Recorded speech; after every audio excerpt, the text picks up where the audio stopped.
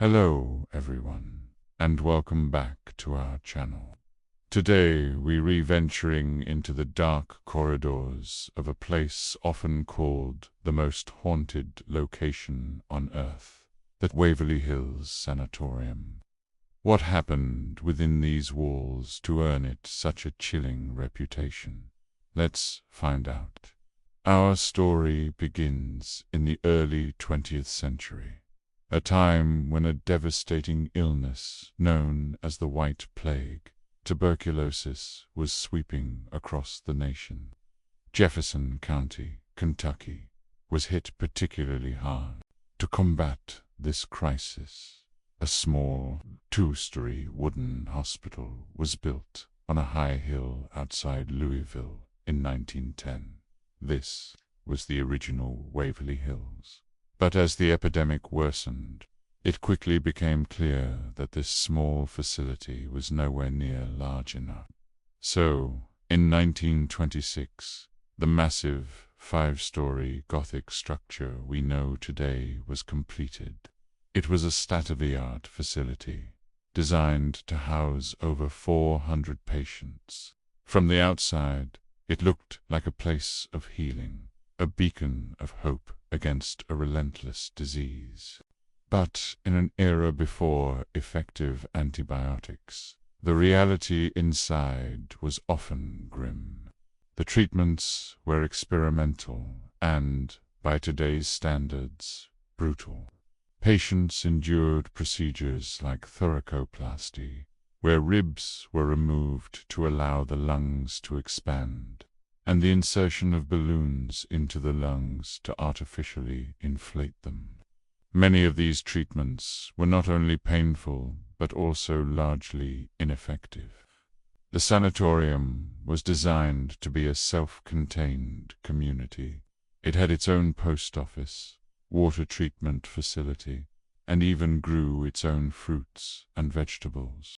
The staff, including doctors and nurses, lived on the grounds, completely dedicating their lives to caring for the sick.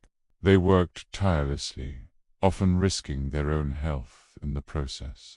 The hope was that fresh air, good nutrition, and rest, the core tenets of pre-antibiotic TB treatment, would be enough. Open-air porches, called solariums, lined the building, where patients would be wheeled out in their beds, no matter the weather, to breathe in the supposedly curative air. But for thousands, Waverley Hills was not a place of recovery. It was the last place they would ever see.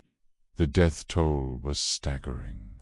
While official records are hard to come by, it's estimated that thousands, perhaps even tens of thousands, died within its walls during its operation. The sheer volume of death became a logistical problem.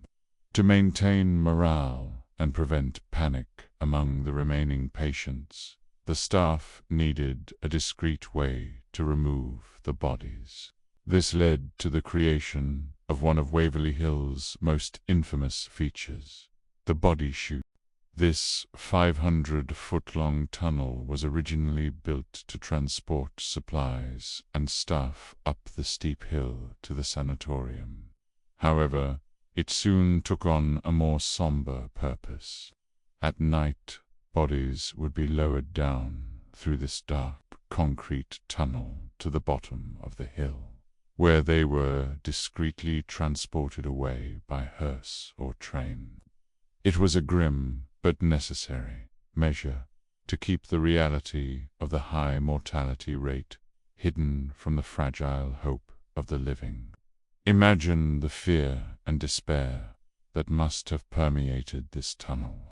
It's no wonder it's now considered one of the most active paranormal hotspots in the building. By the early 1960s, a breakthrough antibiotic, streptomycin, had rendered the sanatoriums obsolete. The White Plague was finally under control. In 1961, Waverley Hills Sanatorium closed its doors, ending its chapter as a tuberculosis hospital. However, the building was not left empty for long. In 1962, it reopened as Woodhaven Geriatric Center, a nursing home. Unfortunately, this new chapter was also filled with suffering. The facility was plagued by reports of patient mistreatment and deplorable conditions. Overcrowded and understaffed, it was a shadow of its former self. The state of Kentucky finally shut it down for good in 1981, leaving the massive building abandoned to the elements. For years, Waverley Hills sat decaying, a target for vandals and a canvas for graffiti. The neglect took its toll, and the once grand building fell into ruin. But as the physical structure decayed, its legends only grew stronger. Stories of strange occurrences began to circulate. Trespassers reported hearing disembodied voices echoing in the empty halls, seeing shadowy figures darting in and out of rooms, and feeling an overwhelming sense of sadness and dread. These stories attracted paranormal investigators from all over the world, and what they've reportedly found has cemented Waverley Hills' haunted reputation. Let's talk about some of the most famous spirits said to roam these halls. Perhaps the most well-known is a little boy named Timmy. Visitors often bring balls and toys, leaving them in the hallways. It's said that if you roll a ball down a hall, Timmy will sometimes roll it back to you. Investigators have captured numerous audio recordings, or EVPs, of a child's voice and laughter in areas where he is believed to play. Then there's the 5th floor, which housed the mentally ill tuberculosis patients, and is considered the epicenter of the paranormal activity. Here, people report seeing shadow people, dark, human-shaped figures that seem to peek around corners and then vanish when you try to get a closer look.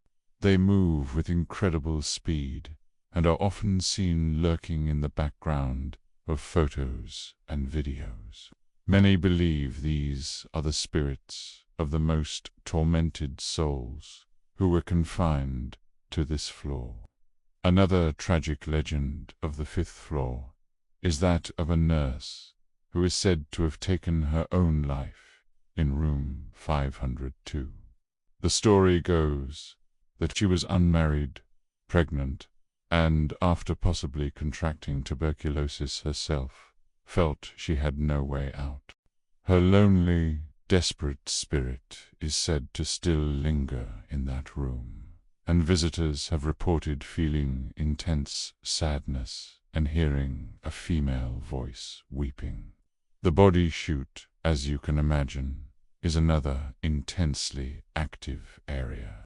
People have reported hearing moans, seeing apparitions being dragged along the floor, and feeling as though they are being touched or pushed by unseen hands. It's a place saturated with the energy of death and sorrow. Even the old kitchen has its own ghost. The spirit of a man, believed to be a former cook, is sometimes seen and smelled. People have reported the sudden, inexplicable aroma of baking bread wafting through the air, a phantom scent from a kitchen that hasn't been used in decades. So, why is Waverley Hills considered so haunted? It's a perfect storm of factors. You have a location built on a foundation of immense suffering and death from a terrifying disease. You have the emotional residue of thousands of patients who lived and died in fear and pain, and the dedicated staff who worked under immense pressure. Add to that the subsequent years of neglect and mistreatment at the geriatric center, and you have layers upon layers of tragedy. Many paranormal theories suggest that strong emotions, especially those experienced during a traumatic death, can leave an energetic imprint on a location. If that's true, Waverley Hills is practically saturated with this energy. It's not just one ghost story. It's thousands of stories, all overlapping in one massive, decaying building. It's a place where hope and despair fought a daily battle, and where the echoes of that battle can, some believe, still be heard today. Today, the current owners are working to preserve and restore the historic sanatorium. They offer historical and paranormal tours, allowing the public to respectfully experience the building's history and mystery for themselves. Whether you're a believer in the paranormal or a skeptic, there's no denying the powerful, somber atmosphere of Waverley Hills. It stands as a monument to a dark time in medical history, and a testament to the thousands of lives that were touched and lost within its imposing walls. The question remains, are the chilling sounds and sightings just tricks of the mind in a creepy old building? Or are the spirits of Waverley Hills truly still there, telling their stories to anyone brave enough to listen? What do you think? Have you ever visited Waverley Hills, or would you dare to? Let me know your thoughts in the comments below. Thanks so much for joining me on this journey into one of the world's most haunted places. If you enjoyed this video, please give it a thumbs up and consider subscribing for more deep dives into fascinating mysteries. Stay curious, and we'll see you in the next one.